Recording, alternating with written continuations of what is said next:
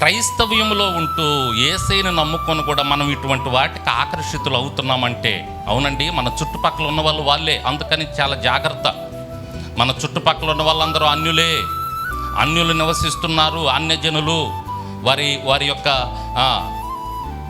ఇంటి ముందు ముగ్గేస్తున్నారు. నువ్వేం చేస్తున్నావు? నువ్వు కూడా ఆకర్షించబడుతున్నావు. ఎందుకు ముగ్గు? లక్ష్మీదేవి వస్తుందని ఇంట్లోకి.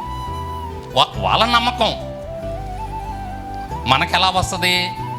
దేవుని కృపలో రావాలి. దేవునికి స్తోత్రం, హల్లెలూయా. సమయోచితమైన సహాయం అందించేవాడు ఆయన దయచేస్తాడు. నిన్న ధ్యానం చేశాం. ఇలా చాలా ఉన్నాయి, చాలా విషయాలు ఉన్నాయి. వీటికి మనం ఆకర్షితులు అవుతున్నామేమో, జాగ్రత్త, తస్మాత్ జాగ్రత్త. వీటికి మనం ఆకర్షితులు అవ్వకూడదు. ఎందుకంటే మన చుట్టుపక్కల ఉన్నది అన్ని జనులే. ఆ దినాల్లో వాళ్ళ చుట్టుపక్కల అన్ని జనులు ఉన్నారు. ఈ అన్ని జనులు చేసే పనులకు వీళ్ళు ఆకర్షితులు అవుతున్నారు. అరే భలే ఉందే, ఓహో అలా చేస్తే మాకు కూడా. సహజంగా దేవుడు మంచివారిని చెడ్డవారిని ప్రేమిస్తున్నాడండి. మంచివారి మీద చెడ్డవారి మీద వర్షం పడుతుంది, మంచివారి మీద చెడ్డవారి మీద ఎండ కాస్తుంది. మంచివారిని చెడ్డవారిని ఆయన ప్రేమిస్తున్నాడు.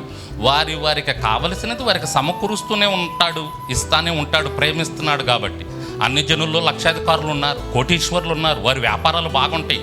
అరే వీళ్ళ వ్యాపారాలు బాగుంటాయి అంటే వీళ్ళు ఈ పని చేస్తున్నారు కాబట్టి కదా, తూర్పుకు తిరిగి దండం పెడుతున్నారు కదా, మనం కూడా తిరిగి దండం పెడితే మనకు కూడా కలిసి వస్తుందేమో అని ఎంతమంది తూర్పుకు తిరిగి దండం పెట్టే వాళ్ళు ఉన్నారు. తూర్పుకు తిరిగి దండం పెట్టడం అంటే నా ఉద్దేశం, సూర్యుడు ఉదయిస్తాడు కదా అటు, అందుకని సూర్యుడికి నమస్కారాలు చేసేవారు.